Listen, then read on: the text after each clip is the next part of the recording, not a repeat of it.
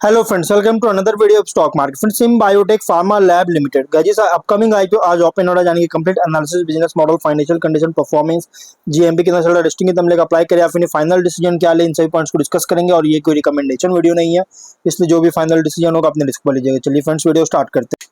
तो guys IPO 24 को open हो रहा है आज के दिन, 27 अगस्त क्लोज किया जाएगा। 3 डे आईपीओ। 1 सितंबर का लिस्टिंग डेट, ₹2 का फेस वैल्यू, 938 टू 988 रुपीज का प्राइस बैंड, 15 शेयर्स की lot size, face capital OFS का combination, book build IPO, 1757 crore का issue size, 1.8 crore shares issue किया गया, फ्रेश कैपिटल 150 करोड़ का, ओएफएस 1607 करोड़ किया जा रहा है।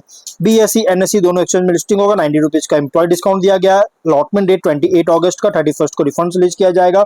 शेयर्स डीमैट अकाउंट में क्रेडिट होगा। ऑफर दिया गया है क्यूआईबी 50%, एचएनआई 15, रिटेल 35% ऑफर दी गई है। रिटेल और मिनिमम 1 लॉट अप्लाई कर सकते हैं, 15 शेयर्स मिलेंगे, 14.8 थाउजेंड पे करना पड़ेगा। मैक्सिमम 13 लॉट अप्लाई कर सकते हैं, 1.9 लाख पे करना पड़ेगा। Small HNI minimum 14 lot apply कर सकते हैं, 2.1 लाख पे करना पड़ेगा। मैक्सिमम 67 लॉट अप्लाई कर सकते हैं, 9.9 लाख पे करना पड़ेगा। Big HNI minimum 68 lot apply कर सकते हैं, 10.1 लाख पे करना पड़ेगा। मैक्सिमम कोई लिमिट नहीं है। लेकिन अगर हम इसके जीएमपी की बात करें तो गाइस जीएमपी 410 रुपीज का ट्रेड कर रहा है, 41.5% का। Very strong listing and expect कर सकते हैं। 1398 रुपीज की एस्टिमेटेड लिस्टिंग प्राइस, 6150 रुपीज के एस्टिमेटेड प्रॉफिट मिल सकता है। बिजनेस क्या है तो 2002 में इनकॉर्पोरेट किया गया था और ये फार्मास्यूटिकल एंड बायोटेक्नोलॉजी कंपनी है, जो कि कंपनी एपीआईज का डेवलपमेंट और मैन्युफैक्चरिंग में इंगेज है। न्यूट्रिशनल इंग्रेडिएंट्स और स्पेशलिटी प्रोडक्ट्स भी मैन्युफैक्चर करता है। कंपनी डोमेस्टिक और इंटरनेशनल दोनों मार्केट्स को सर्व करता है, रेगुलेटेड और इमर्जिंग रीजन्स में। 30 इयर्स का इंडस्ट्री एक्सपीरियंस है, जिसमें कंपनी इवॉल्व किया है। Lab scale steroidal hormone API manufacturer था 1995 में, जो कि कंपनी का था, जो कि इवॉल्व किया अब industrial scale backward integrated manufacturing platform के साथ। जो अब कंपनी जो है अप्रूवल्स भी लेता है यूएस एफडीए से, मतलब कि US United States Food and Drug Administration, European Union Good Manufacturing Practices, Ministry of Food and Drug Safety Korea, other regulatory global regulatory organisation से कंपनी जो है सो अप्रूवल लेती है। और 30 जून के according to industrial scale API manufacturing facilities है, जो कि मैक्सिमम केमिकल सिंथेसिस कैपेसिटी है 584.7 मेट्रिक टन का, और फर्मेंटेशन कैपेसिटी है 300 किलो लीटर्स का इसके साथ। और कंपनी का फोकस है research driven manufacturing, quality, compliance, sustainable production process. और कंपनी सपोर्ट करता है फार्मास्यूटिकल, न्यूट्रास्यूटिकल, वेलनेस इंडस्ट्रीज को। हाई क्वालिटी इंग्रेडिएंट्स के अलाइन है ग्लोबल स्टैंडर्ड्स के साथ, इसको प्रोवाइड करके जो है कंपनी प्रोवाइड करता है इसके द्वारा। लेकिन फाइनेंशियल की बात करें तो एसेट्स है 1780.8 करोड़ का, नेटवर्थ 1158 करोड़ का, रिजर्व 1146 करोड़ का, डेट 388 करोड़ का। रेवेन्यू प्रॉफिट 24 में 723 करोड़ का रेवेन्यू, 100 करोड़ का प्रॉफिट। 25 में 756 करोड़ का रेवेन्यू, 96.8 करोड़ का प्रॉफिट। 26 में 872 करोड़ का रेवेन्यू, 110 करोड़ का प्रॉफिट है। फाइनेंशियल अगर देखा जाए तो टॉप लाइन ग्रोथ है, बट बॉटम लाइन इनकंसिस्टेंसी देखने को मिल रहा है। 25 में थोड़ा डाउनफॉल हुआ कंपनी का, बहुत थोड़ा ज्यादा डाउनफॉल हुआ है अकाउंटिंग में, एक्सेप्शनल अकाउंटिंग के कारण गाइस एक्सपेंसेस बहुत ज्यादा था इसकी वजह से। लेकिन गाइस कंपनी का अगर कॉम्पिटिटर की बात करें, देखिए फाइनेंशियल टॉप लाइन ग्रोथ है, बॉटम लाइन इनकंसिस्टेंसी देखने को मिल रहा है। कंपनी के कॉम्पिटिटर है Concord Biotech, Divi's Laboratories, Cohance Life Science, Laurus Labs और Hexagon Nutrition, Sai Parenterals, Corona Remedies, ये सभी इसके कॉम्पिटिटर है। ऑब्जेक्टिव क्या था? आउटस्टैंडिंग बोरोइंग सैलरी पेमेंट या पेमेंट करना चाहता है, जनरल कॉर्पोरेट पर्पस के लिए फंडिंग चाहता है। रेशियोज आरओई है 11.2, ROC 11.5, आरओएनडब्ल्यू 9.5, PAT margin 12.6, EBITDA margin 26.6% का, पीबी है 5.3, पी रेशियो 55.4 टाइम का। प्रोमोटर होल्डिंग प्री 34.5% का। देखिए रिसेंट फाइनेंशियल डेटा के अकॉर्डिंग प्राइस बैंड जो रखा गया है एग्रेसिव, मतलब कि ओवरली प्राइस रखी गई। कंपनी के जो प्राइस बैंड है ओवरली प्राइस आईपीओ है। लेकिन अगर हम स्वॉट एनालिसिस करें तो स्ट्रेंथ अगर देखा जाए तो company pharmaceutical, API, biotechnology, complex injectable sector में ऑपरेट करता है। स्ट्रॉन्ग स्पेशलाइजेशन है कॉर्टिकोस्टेरॉइड, स्टेरॉइड हार्मोन एपीआई, जो कि कंपनी को एक डिफरेंशिएटेड प्रोडक्शन पोजीशन दे रही है फार्मास्यूटिकल इंडस्ट्री में के अंदर। और मोर देन 3 डिकेड्स का इंडस्ट्री एक्सपीरियंस और स्टैब्लिश रिलेशनशिप है ग्लोबल फार्मास्यूटिकल कस्टमर्स से के साथ।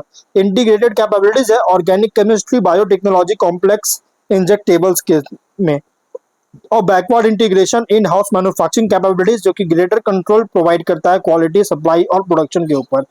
और स्ट्रॉन्ग एक्सपोर्ट ओरिएंटेशन जो कि इंटरनेशनल फार्मास्यूटिकल मार्केट्स में एक्सेस प्रोवाइड करता है। स्पेशलाइज्ड प्रोडक्ट्स, रेगुलेटरी कैपेबिलिटीज जो कि मीनिंगफुल एंट्री बैरियर्स क्रिएट करता है। रिसेंट प्रॉफिटेबिलिटी हेल्दी है, एबिटा मार्जिन सब्सटैंशियल स्ट्रॉन्गर हुआ 23 से, जो कि 24 में बहुत स्ट्रॉन्ग ग्रोथ हुआ, 26 में प्रॉफिटेबिलिटी बहुत स्ट्रॉन्ग ग्रोथ किया था।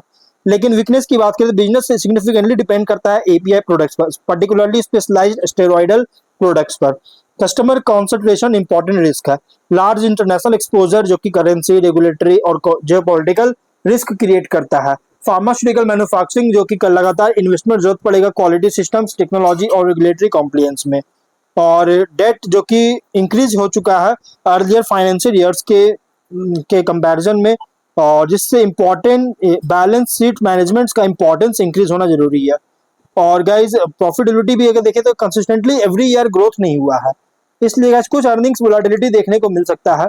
और अपॉर्चुनिटीज की बात करें तो ग्लोबल डिमांड ग्रो कर रही है specialised APIs, complex pharmaceutical ingredients के लिए। और सीडीएमओ कॉन्ट्रैक्ट डेवलपमेंट अपॉर्चुनिटीज का एक्सपेंशन रेवेन्यू डाइवर्सिफाई कर सकता है। बायोटेक्नोलॉजी फर्मेंटेशन कैपेबिलिटीज जो कि न्यू फार्मास्यूटिकल एप्लीकेशंस ओपन कर सकता है। और कॉम्प्लेक्स इंजेक्टेबल जो कि हायर वैल्यू प्रोडक्ट्स का एक्सेस प्रोवाइड करता है। ग्लोबल फार्मास्यूटिकल कंपनीज जो कि सप्लाई चेन डाइवर्सिफिकेशन मांग कर रही है, जिससे इंडियन एपीआई मैन्युफैक्चरर्स को बेनिफिट मिल सकता है। और एडिशनल रेगुलेटेड इंटरनेशनल मार्केट्स में एक्सपेंशन एड्रेसेबल मार्केट इंक्रीज कर सकता है। आगे फर्दर बैकवर्ड इंटीग्रेशन जो कि सप्लाई सिक्योरिटी मार्जिन इंप्रूव कर सकता है। लेकिन थ्रेट अगर देखा जाए तो strong competition Indian international API manufacturer से, रेगुलेटरी इंस्पेक्शन कॉम्प्लायंस इश्यूज जो कि ऑपरेशंस को मटेरियली अफेक्ट करेगा। और इंटरनेशनल ट्रेड पॉलिसी में कोई बदलाव होता है तो एक्सपोर्ट अफेक्ट कर सकता है। मेजर कस्टमर से ऑर्डर्स का गिरावट या फिर लॉस अगर होता है तो मटेरियली रेवेन्यू इम्पैक्ट करेगा। Raw material supply disruption production को अफेक्ट कर सकता है। प्राइसिंग प्रेशर लगाया जा सकता है एपीआईज में, जिससे मार्जिन रिड्यूस होगा। और मैन्युफैक्चरिंग इंटरप्शन अगर होता है की फैसिलिटीज में तो गाइस फाइनेंशियल परफॉर्मेंस को नेगेटिवली अफेक्ट कर सकता है। पीयर कॉन्टेक्स्ट करेंगे तो कंपनी स्पेशलाइज्ड फार्मास्यूटिकल और बायोटेक्नोलॉजी कंपनी है, कोई कन्वेंशनल जेनरिक ड्रग मैन्युफैक्चरर नहीं है। स्ट्रॉन्गेस्ट डिफरेंशिएशन क्या है कंपनी का, तो कॉम्बिनेशन है, जैसे strong steroidal APIs, steroid hormone APIs, fermentation technology, complex injectable, backward integration, international customer base, जिससे एक स्ट्रॉन्गर टेक्निकल पोजिशनिंग दे रहा है pure commodity oriented API manufacturer के कंपैरिजन में। और बिगेस्ट लॉन्ग टर्म अपॉर्चुनिटी क्या है कि higher value API, CDMO, biotechnology, complex injectable से कंट्रीब्यूशन इंक्रीज हो रहा है, जिससे ट्रेडिशनल एपीआई पर डिपेंडेंस रिड्यूस कर रहा है। और लिस्टिंग स्ट्रैटेजी, लिस्टिंग पॉजिटिव लेकिन सेलेक्टिव है। Specialised pharma portfolio, international presence, strong technical capabilities और प्रॉफिटेबिलिटी इंप्रूव हो रहा है, इससे आईपीओ अट्रैक्टिव बनाता है। जबकि कस्टमर कॉन्सेंट्रेशन, एक्सपोर्ट एक्सपोजर और सस्टेनेबिलिटी प्रॉफिटेबिलिटी को सस्टेन करने की जरूरत है, जो कि लिस्टिंग एंड पोजीशन के लिए अप्लाई करने से पहले आपको कंसीडर करना पड़ेगा। लॉन्ग टर्म के लिए स्ट्रॉन्ग लेकिन सेलेक्टिव है। डिफरेंशिएटेड बिजनेस जो कि मीनिंगफुल एंट्री बैरियर्स है और एक्सपोजर है स्पेशलाइज्ड फार्मा प्रोडक्ट्स पर। स्ट्रॉन्गेस्ट लॉन्ग टर्म ट्रिगर क्या है कि specialised API, CDMO expansion, biotechnology fermentation applications, complex injectables, international business में ग्रोथ जरूरत होगा। स्ट्रॉन्गेस्ट लॉन्ग टर्म ट्रिगर है इस कंपनी के लिए। लेकिन की फैक्टर्स आपको मॉनिटर करना पड़ा, जैसे customer concentration, regulatory complex, debt, export dependence, sustainability of margin. Strategy vertical listing इनके लिए सेलेक्टिव है, अगर सब्सक्रिप्शन डिमांड जेब पे सपोर्टिव होता है। लॉन्ग टर्म के लिए स्ट्रॉन्ग सेलेक्टिव है, अगर स्ट्रॉन्ग क्योंकि स्ट्रॉन्ग स्पेशलाइज्ड फार्मा बिजनेस है, गुड टेक्नोलॉजी कैपेबिलिटीज के साथ और एक ग्लोबल एक्सपोजर के साथ। लेकिन customer concentration, regulatory risk, earnings volatility जो कि केयरफुल्ली आपको मॉनिटर करने की जरूरत पड़ेगा। इसलिए जो भी फाइनल डिसीजन लीजिएगा अपने रिस्क पर लीजिएगा। ये कोई रिकमेंडेशन वीडियो नहीं है। तो गाइस वीडियो कहीं पर एंड करते, कोई डाउट है कमेंट बॉक्स में पूछे। मिलता है नेक्स्ट वीडियो में, टिल देन बाय बाय।